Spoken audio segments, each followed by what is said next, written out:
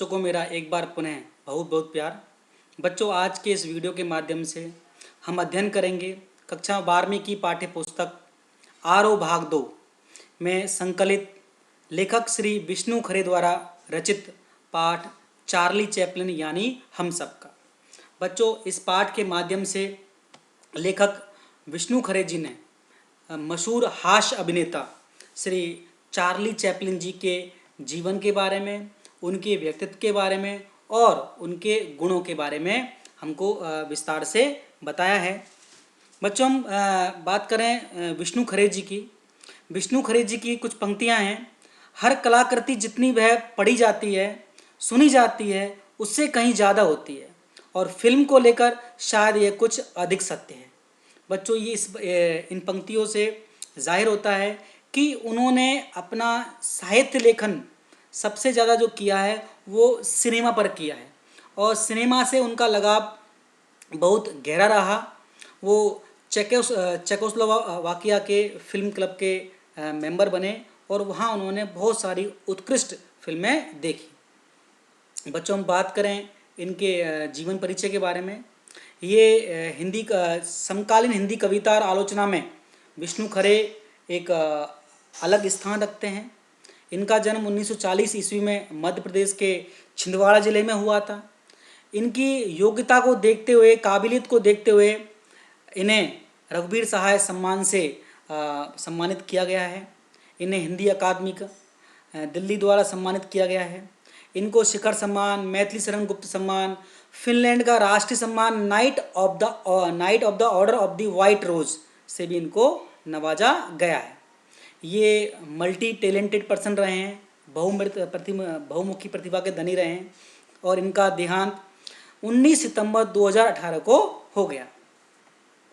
बच्चों, हम बात करें इनकी रचनाओं के बारे में। इनकी रचना है एक गैर रूमानी समय में, खुद अपनी आँख से, सबकी आवाज़ के पर्दे में, पिछला बाकी, ये सभी कविता संग्रह हैं। आलोचना की पहली किताब, ये आलोचना है। सिनेमा पढ़ने के तरीके, ये सिनेमा पर आधारित आलोचनात्मक लेख है। मरु प्रदेश और अन्य कविताएं, ये टी.एस. इलियट वाली जो है। यह चाकू समय, ये अतिला योजेफ, ये जो इनके लेखक रहे हैं। इन सभी जो इनका इन्होंने अनुवाद किया है, ट्रांसलेट किया है। एक और है कालेवेला, जो फिनलैंड का राष्ट्रीय काव्य भी माना जाता है। इन सब का इन्होंने हिंदी में अनुवाद किया है। बच्चों, हम बात करें इनकी भाषा संबंधी विशेषताओं के बारे में। इन्होंने ज़्यादातर विचारपरक कविताएं दी हैं, विचारों को जन्म देने वाली। साथ ही ये बेबाक आलोचनात्मक लेख भी इन्होंने ये लिखते रहे हैं। बेबाक, बिना किसी लाग लपेट के स्पष्ट लेख लिखने वाले, स्पष्ट आलोचना करने वाले इनके रचनात्मक और आलोचनात्मक लेख हैं। इन पर विश्व साहित्य के गहन अध्ययन का प्रभाव दिखाई देता है। इनको ये इनके लेख पढ़ करके लगता है कि इन्होंने न केवल भारत के साहित्य का ही बल्कि विश्व के साहित्य का भी इन्होंने अध्ययन किया हुआ है।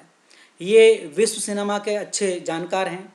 सन 1971 से 73 के अपने विदेश प्रवास के दौरान इन्होंने चेकोस्लोवाकिया की राजधानी प्राग बहुत फेमस जगह है फिल्मों के सिनेमा के लिए। यहाँ पे कई समारोह आयोजित किए जाते हैं। तो वहाँ की जो प्रतिष्ठित फिल्म क्लब की सदस्य जो मेंबरशिप प्राप्त की और संसार भर की सैकड़ों उत्कृष्ट फिल्में इन्होंने वहाँ पर देखी।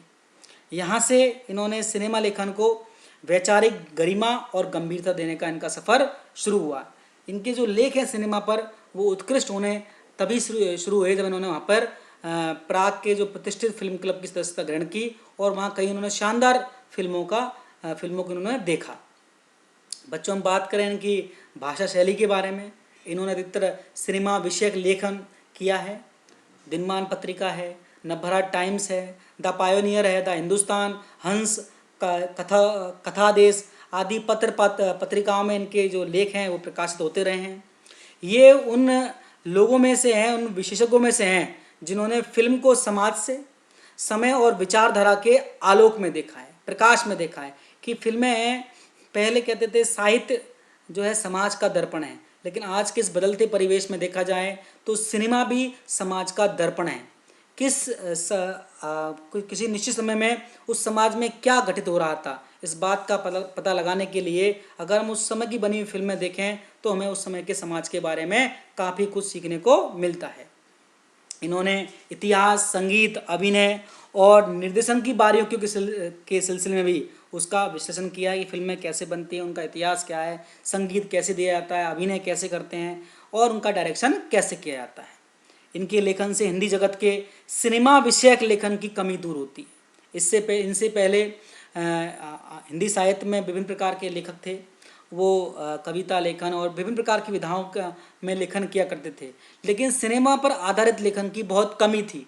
तो जो वो कमी थी वो विष्णु खरी ने अपने लेखनी के माध्यम से पूरी की। इन्होंने जो कुछ लिखा वो सरल और सहज भाषा में इन्होंने लेखन किया है।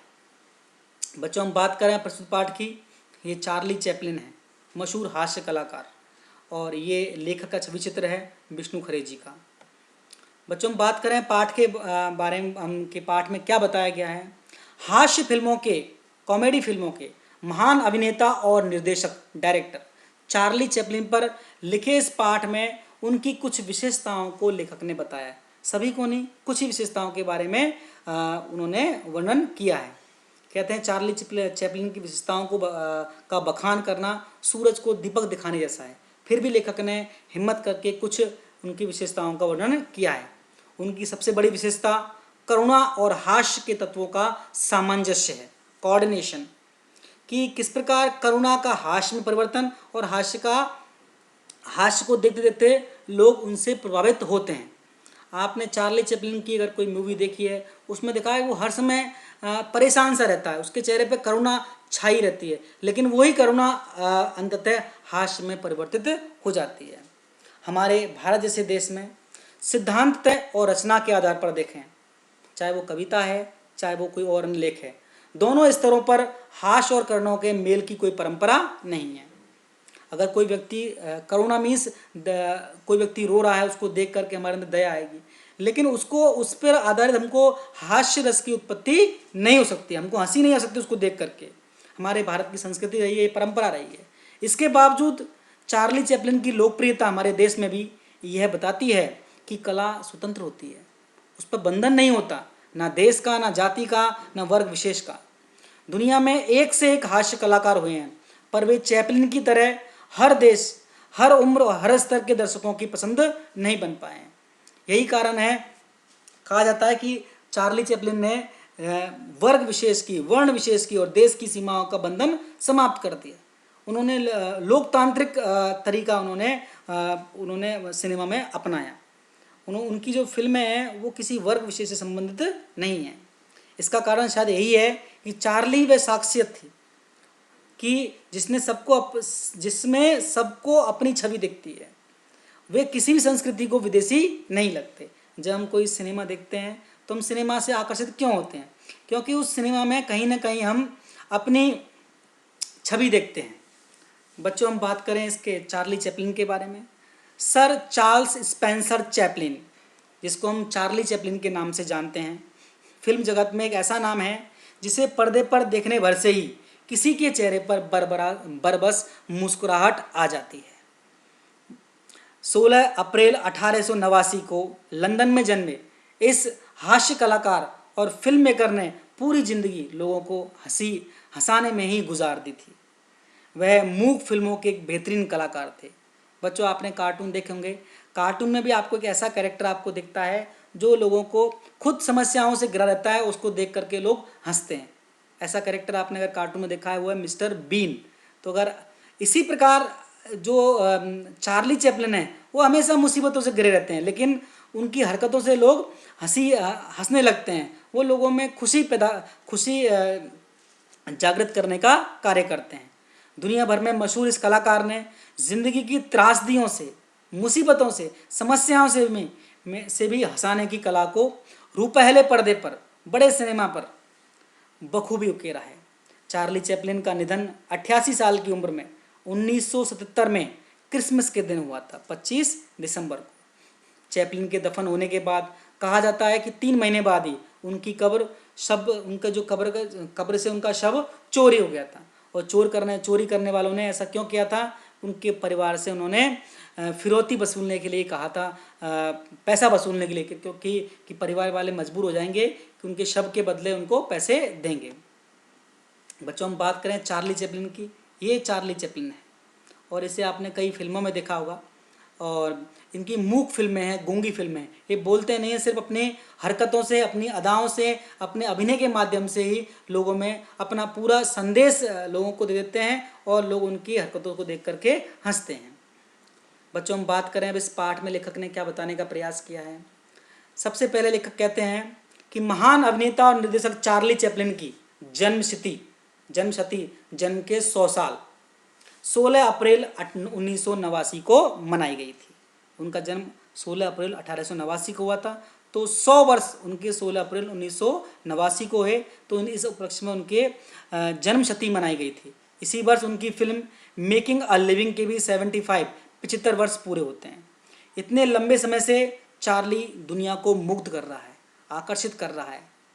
आज इसका प्रसार, चार्ली चैपलिन के व्यक्तित्व का, उनकी फिल्मों का प्रसार विकासशील देशों में भी हो रहा है, तो जो डेवलपिंग कंट्री उनमें वहाँ भी हो रहा है, जहाँ दर्शक चार्ली को कभी घड़ी सुधारते हुए, कभी मार खाते हुए देखकर हंसते हैं।